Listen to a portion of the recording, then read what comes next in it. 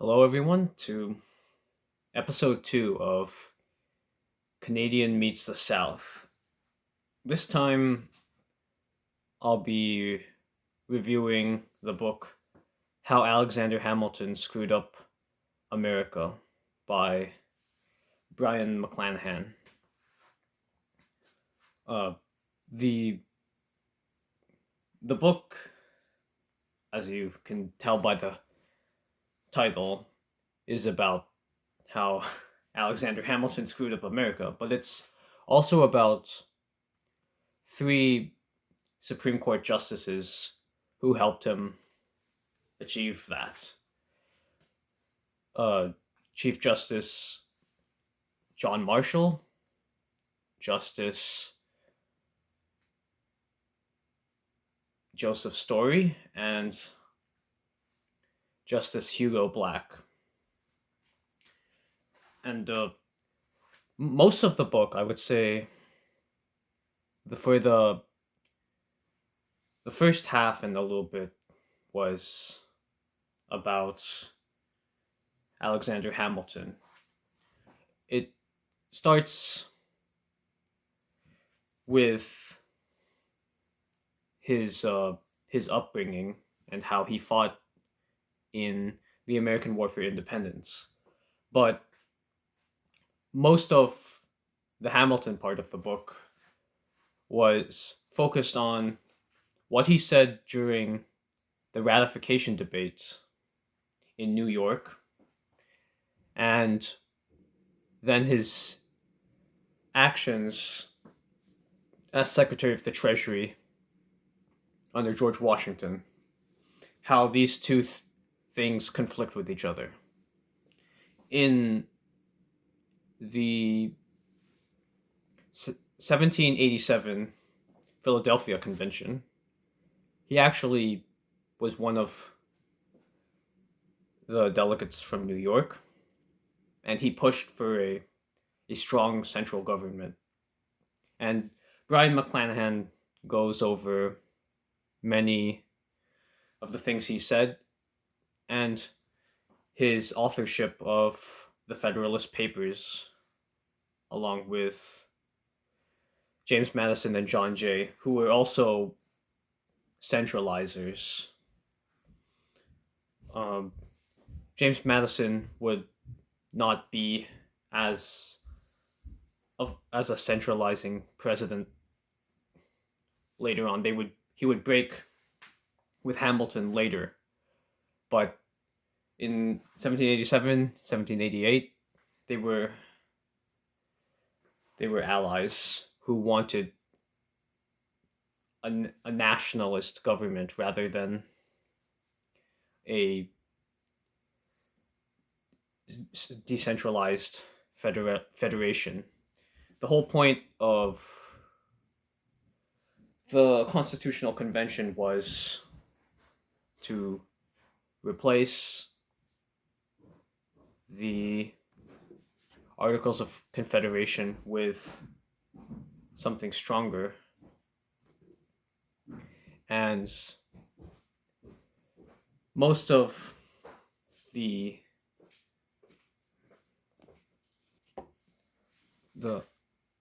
founding generation wanted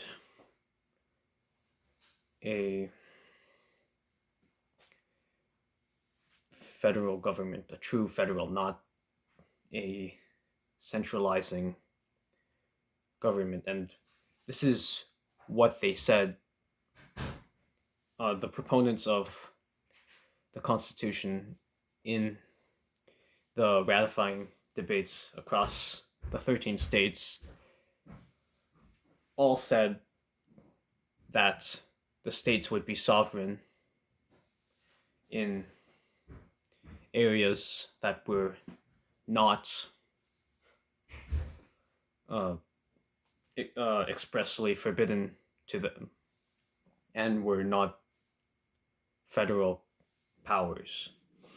You'd later see this embodied in the 10th Amendment.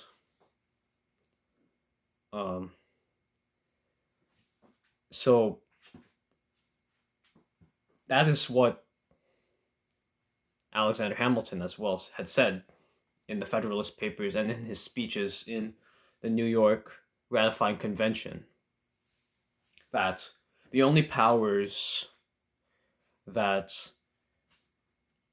the general government would have are those that are delegated to it in the Constitution. But you'd see later, during Washington's first term, that he would go back, he would reverse himself on this. There are some really bad things that happened during George Washington's presidency that set precedent for the rest of United States history. One of them would be the signing of the charter of the first Bank of the United States. And the first bank wasn't really the first bank. There was the Bank of North America during the American War for Independence, which was chartered during under the Articles of Confederation. This bank was also unconstitutional, but it was unconstitutional under the Articles of Confederation. So, but there was no executive branch or judicial branch of the general government under the Articles of Confederation. There was just the legislative branch, the Continental Congress. And so Alexander Hamilton, as George Washington's Secretary of the Treasury, he was chosen as a cabinet member because he was George Washington's aide-de-camp during the war. So George Washington really trusted him. But he had also picked Thomas Jefferson in his cabinet as Secretary of State. And the two of them were ideologically opposites. Thomas Jefferson was a decentralist. And when the first Bank of the United States is passed through the Congress, George Washington is ready to veto the bank. He asked James Madison, who was in the House of Representatives, to for a veto message, to write up a veto message so that he could read it. No, so that he could come out with a veto message when he would veto the first Bank of the United States. And he had asked Thomas Jefferson to more thoroughly convince him that the charter of National Bank of the United States is unconstitutional.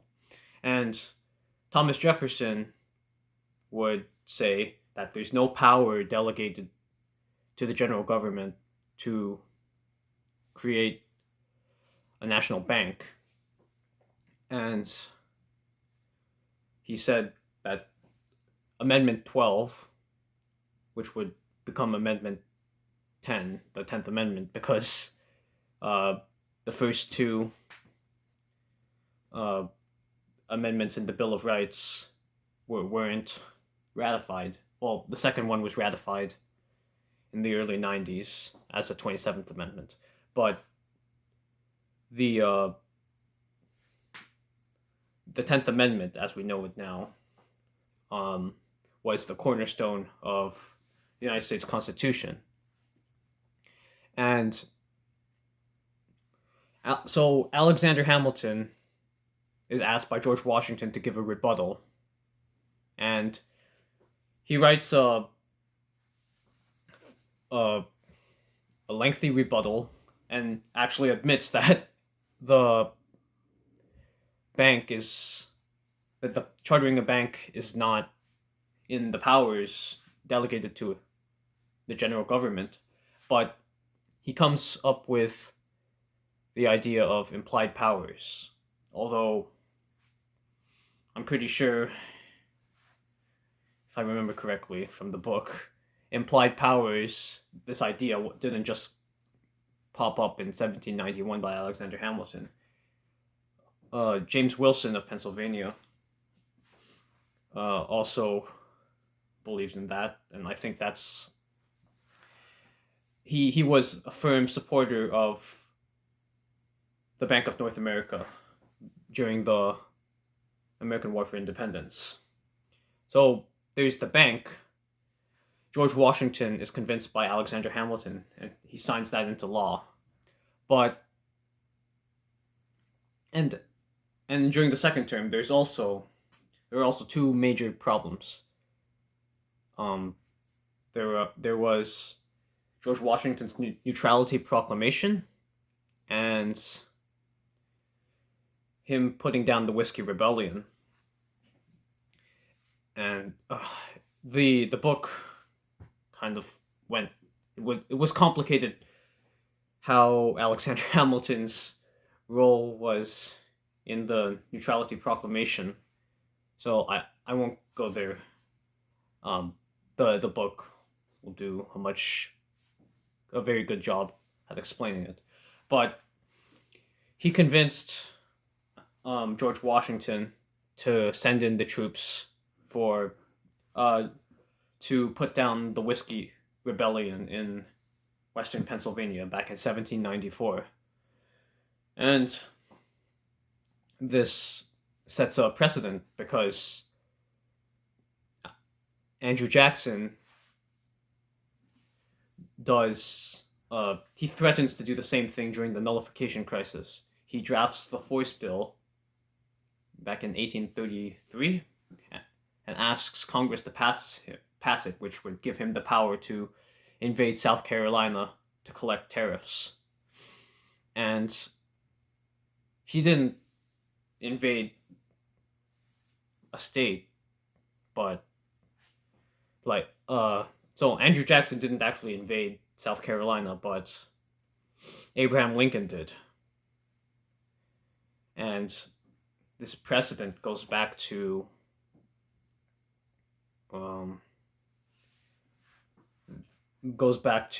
Alexander Hamilton convincing George Washington to send in the troops to quell the Whiskey Rebellion in Pennsylvania. And many of these farmers in Pennsylvania, they thought that they were opposing the same thing that they were opposing in the War for Independence: no taxation without representation. Well, there was representation in this, but it was still an oppressive tax. It wasn't actually going to be collected, but the fact that people died during this rebellion was an unfortunate occurrence, and the invasion over tax collection would come back with Abraham Lincoln. Now, Alexander Hamilton died in 1803. He was killed in a duel with Aaron Burr, and as Aaron Burr, the sitting vice president of Thomas Jefferson, was running for governor of New York, and he had a deal with the Federalists in New York that if they helped him become governor, he would create a northern confederacy with the New England states and secede from the United States. And obviously, Alexander Hamilton was a nationalist. He was a centralizer. He didn't really see himself as a New Yorker, but he was against this, and he helped bring down Aaron Burr, and as in Aaron Burr lost the 1803 election, and they had the duel after. And Aaron Burr killed Alexander Hamilton, but even though he died, uh, John Marshall, who deeply admired him, who deeply admired Alexander Hamilton, would carry out Alexander Hamilton's policies, uh, his nationalist centralizing policies, as Chief Justice for 34 years. He was in 1801. It was clear that John Adams had lost the presidency, and as a lame duck, he would do his best to appoint to appoint judges, including at the Supreme Court, and he chose John Marshall, who was his Secretary of State, and John Marshall would be the Chief Justice. The Marshall Court would be the Chief Justice for several centralizing court decisions, including Marbury versus Madison, which established, I won't say it established judicial review, because there was judicial review in 1796, but I don't remember the name of the case, but it upheld the constitutionality of federal law. But in Marbury versus Madison, this struck down a federal law, or part of it. It was, I believe, Section 25 of the Judiciary Act of 1789, and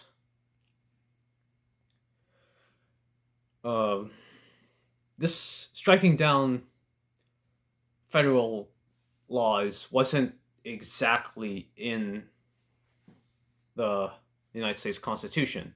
Now, of course, the Supreme Court was sold as a check on the other two branches, the three branches of the federal government: the executive, the judiciary, and the legislative would check each other. Well, Thomas Jefferson believed that the states would also check the federal government there as a fourth leg, but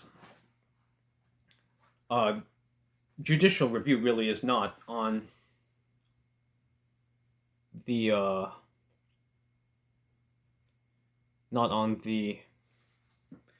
not a delegated power to the United States general government. And you'd also have Cohen's v. Virginia, in which it's a messy court decision that I wish I could tell you more about. It was two brothers, the Cohens. They were from. Okay, there were two states involved, and there was the District of Columbia. And I think the District of Columbia was disallowed the lottery tickets, and then the Cohens were from Maryland or something, and they were from Virginia. It was a messy one, but there was more centralization. This is embarrassing. I don't even remember all the details. There was also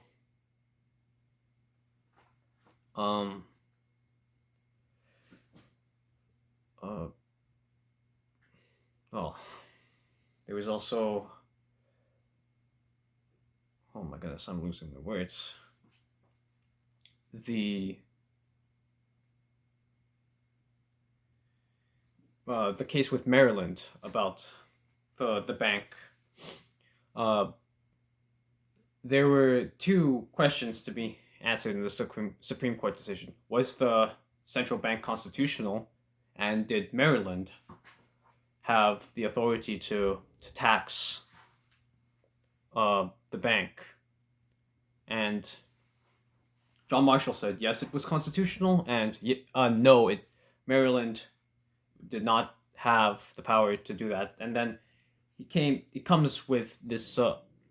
John Marshall comes up with the one people thesis, which is the idea that the United States constituted one people, but we know that that's not true. Um, as um, Brion McClanahan brings up St. George Tucker and John Taylor of Caroline. And St. George Tucker is known as the foremost legal scholar on the United States Constitution. And John Taylor of Caroline was considered more Jeffersonian than Jefferson. And they both believed that the United States was a compact between nations, a league of nations.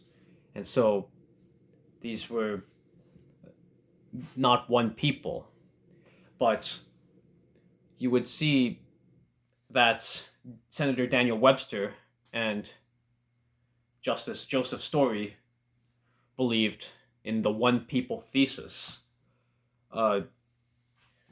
Senator Daniel Webster, he's the most famous, I would say, Federalist who became a Whig in the North.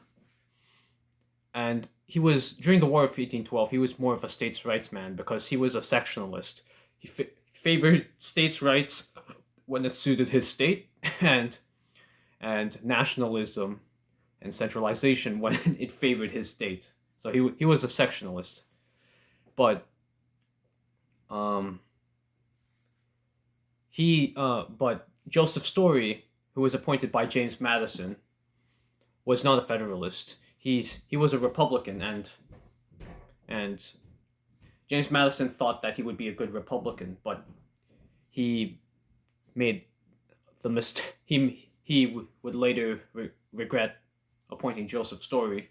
Joseph Story was influenced by John Marshall. John Marshall was like a father to him, and would help influence him to become a Hamiltonian, and would vote with John Marshall almost all the time in Supreme Court cases.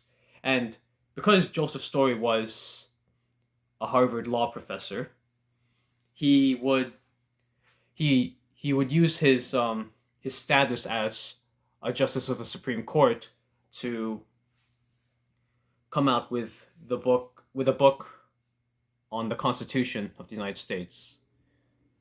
And this book would cement the idea that the United States was founded as one people. And Brion McClanahan ridicules the conservative establishment, like the Federalist Society today, for example, the conservative establishment of today, for seeing Joseph Story as an originalist. But he wasn't. He was a nationalist, and he helped, and his commentaries on the United States Constitution, that was his book, was a book that is read to this day and is considered originalist thinking, even though that's not how it really is. And Abel Upshur, who was John Tyler's Secretary of the Navy and Secretary of State before he was killed, wrote a work refuting Joseph Story's commentaries on the Constitution. And then, of course, the final justice, Hugo Black, the final justice in the book. Brion McClanahan also goes through his upbringing, how it's similar to John Marshall's upbringing. Hugo Black was from Alabama, though not from Virginia, but they were both Southerners, and Hugo Black was a progressive. He he was he took Oscar Underwood's seat in Alabama, from for I mean Alabama seat for the United States Senate, because Underwood had retired because uh, he was against the Klan, and he believed there's no way he was going to win Alabama, his seat in Alabama again, because of the Klan. And Hugo Black was a Klansman, and he was he did have admiration for John Marshall, because, and I mean, he would look to John Marshall later on, when he became the Supreme Court justice. Uh, he heavily, as a senator, he heavily supported Franklin Roosevelt for president in 1932 and 1936, and Franklin Roosevelt would repay him by offering him a seat on the United States Supreme Court.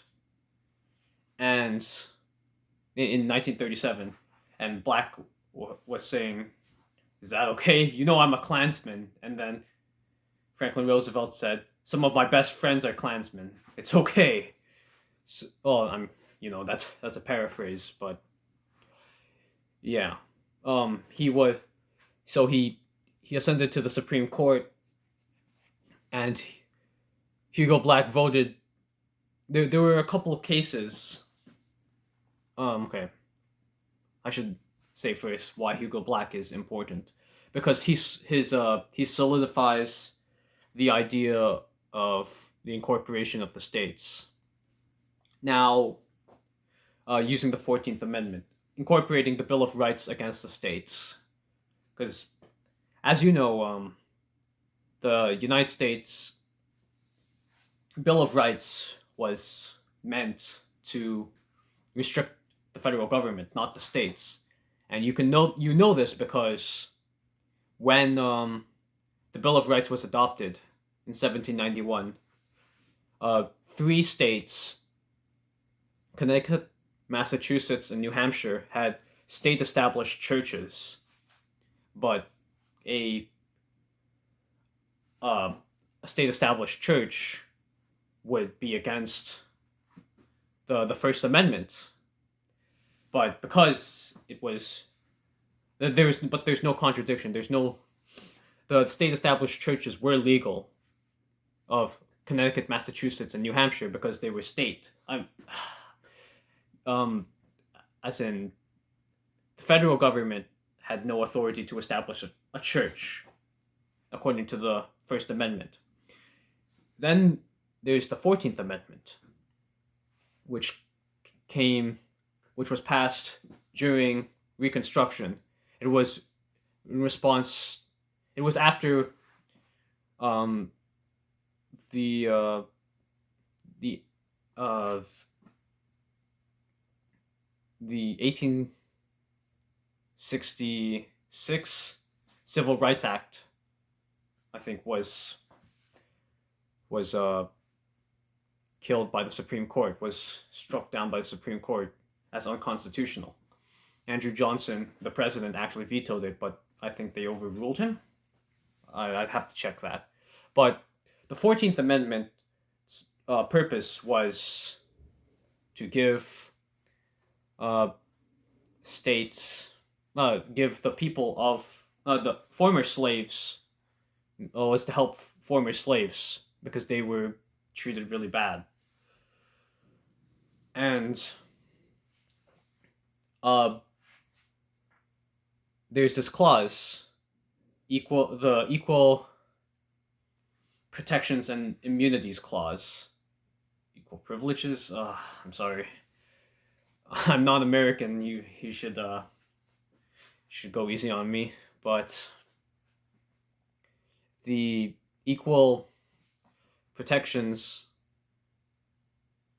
and immunities clause was be used by Hugo Black to incorporate the Bill of Rights against the states. See, in the slaughterhouse cases, which were cases in which in the some butchers in Louisiana would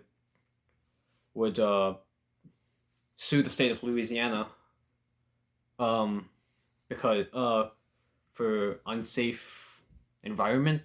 For they had done something, um, and the butchers would use the 14th Amendment um for their um hoping that the 14th Amendment would incorporate the Fifth Amendment, the the government not depriving life, liberty, and property from without due process, and the slaughterhouse, the Supreme Court ruled against it, and some of these justices were appointed by Lincoln, and these justices they were not exact they were not states' rights men. They were centralizers who of course if they were appointed by Lincoln, they obviously shared his centralizing beliefs. But these men who the Supreme Court justices, they would well, some of them were appointed by Lincoln. I think one guy was appointed by Buchanan, and he voted against the butchers. So the butchers lost at 5-4, and because the justices realized that it the the point that the 14th Amendment was not there. The Equal Protections and Immunities Clause was not there to incorporate the Bill of Rights. It was there to help former slaves, and you'd see decades later, Hugo Black would basically rewrite history, because even though he did like John Marshall had ruled in Barron v. Baltimore back in 1832 or 33, and it was unanimously his court, the other justices would rule unanimously in that the Bill of Rights would not be used against the states, and John Marshall. This is one of the few times he gets it correctly, if according to Brion McClanahan, would uh, he would he would say the Bill of Rights is only meant to restrict the general government. Barron v. Baltimore, this man Barron was suing the city of Baltimore, which is in Maryland, for violating, I think, either the Fourth or the Fifth Amendment. But John Marshall and his court would rule in favor of Baltimore. So decades after the 14th Amendment, Hugo Black rewrites history, saying that that separation of church and state was always a core factor of a core value, a core principle in the United States Constitution since the First Amendment, since the Bill of Rights. But as I've mentioned before, there were state-established churches in 1791, and even during 1776, there were even more. All 13 states had there was there you couldn't say that there was separation of church and state in really any of the 13 states in 1776. What Hugo Black would do was use Jefferson and Madison. Jefferson and Madison pushed for um, in I think 1777 Jefferson, and then 1779 Madison, and then 6 years later it would happen. the establishment of the disestablishment of the Church of England in Virginia. Separation of church and state is a Virginian term. It comes from Thomas Jefferson in his letter to the Darnberry Baptists. I don't remember how to pronounce their name. Um, and the Baptists were from Connecticut, and they were saying isn't that separation of church and that religious freedom was great, and then Thomas Jefferson would use the term separation of church and state, the wall of separation of church and state, to refer to how religious freedom was achieved, and he said it would be great, and hopefully all of the states will one day have that. But Hugo Black was rewriting history by saying this is a core American principle, separation of church and state, but it's not. Because there were state established churches in 1791, or even 1776, and more in 1776, and he uses incorporation of the Bill of Rights because this was in 1963 when he finally has his way. He's voted a couple of times in favor of incorporation of the Bill of Rights. It was I believe in New Jersey or New York New Jersey, there was a law that all students should be bused. State funds should be used to bus all students, including private school students, and some of which were Catholic, and he would, and because of the doctrine of separation of church and state was being violated, he said Hugo Black voted against New Jersey, the New Jersey state government, from giving funds to Catholic schools. And he was a Klansman, and a good progressive Klansman who hates Catholics. Well, really hates most immigrants, many of whom were Catholics. Hates Jews and hates blacks, but I think his strongest hatred was for Catholics, and you would see him promoting this false historical narrative of separation of church and state from the beginning. Then, and really because of his hatred, because he's using the First Amendment, but he may be using the First Amendment, but he believed in all of the Bill of Rights should be incorporated. Never because of the 14th Amendment. Never mind the fact that the 14th Amendment wasn't legally ratified. Ohio and Oregon, I believe, they rescinded their ratifications when they learned that the southern states were being blackmailed into ratifying the 14th Amendment in order to get back into the Union and have congressional representation. But the Washington, D.C. passed it, and the 14th Amendment was there to stay. But the incorporation of the Bill of Rights was not an intended outcome of the 14th Amendment. And the final chapter of Brion McClanahan's book is Think Locally, Act Locally. Washington is a mess because of Alexander Hamilton and his disciples, and the court, including the courts, like the court Supreme Court justices, John Marshall, Joseph Story, and Hugo Black. And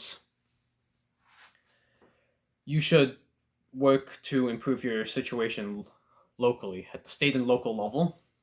You should fight, because Washington is a mess, and you have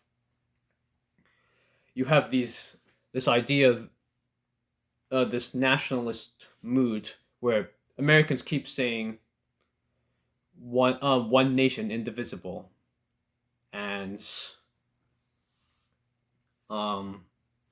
I have a Second Amendment right, even though most state constitutions have have have a right to bear arms.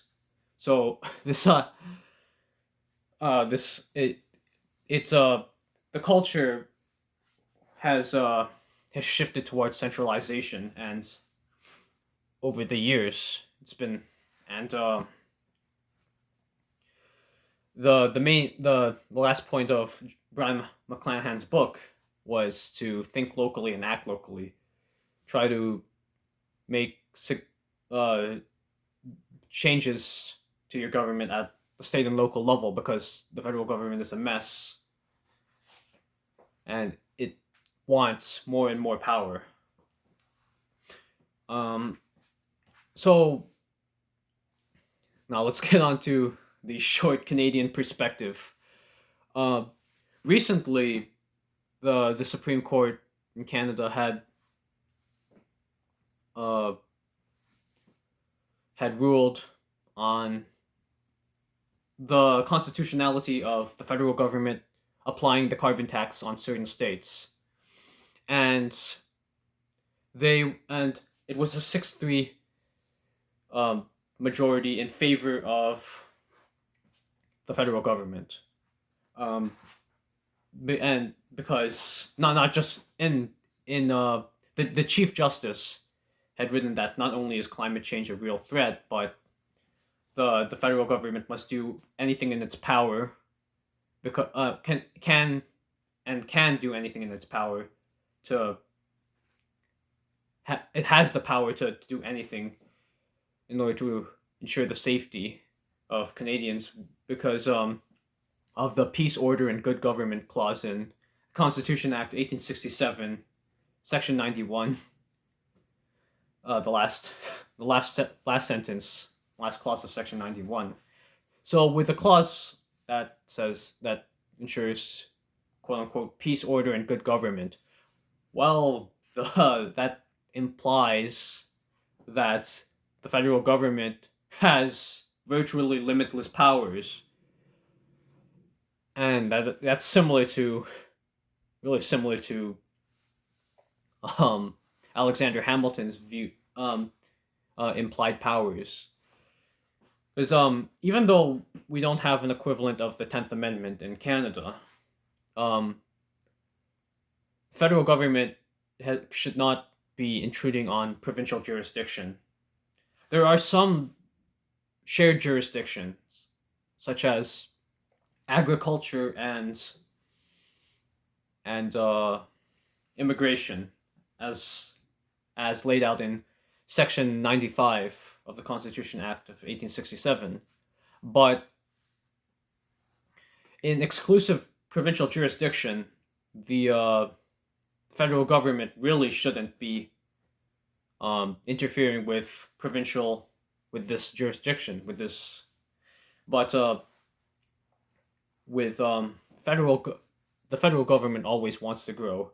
It's been growing for people point out that really in for conservatives, the boogeyman is Justin Trudeau's father, Pierre Trudeau, who was a centralizer, and he Pierre Trudeau did many centralizing things, including the National Energy Act back in 1980s, and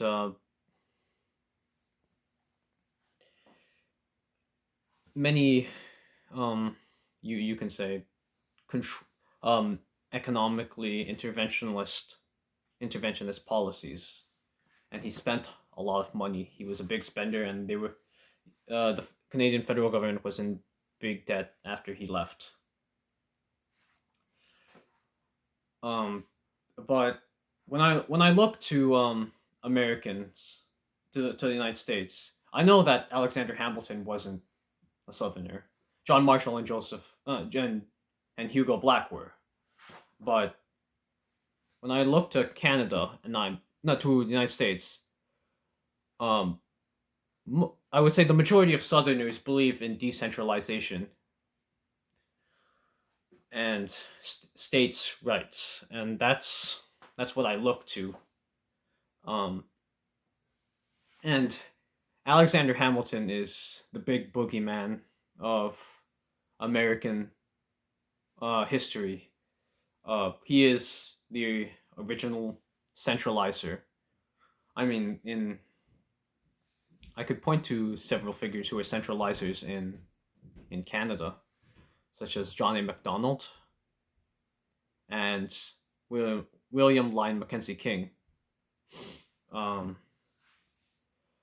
but Alexander Hamilton's program, which Henry Clay would call the American system, which would include high tariffs, um,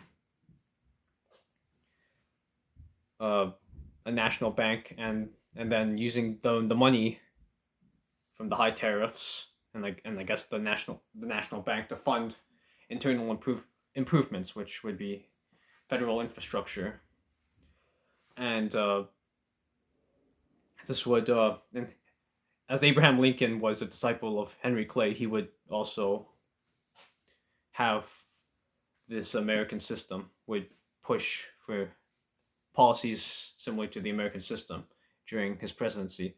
And John A. Macdonald believed in the national policy, which there was no Bank of Canada back when he was alive, but he did believe in high tariffs against the United States and then using the tariffs to fund things like the Canadian Pacific Railway, which would connect Canada from coast to coast.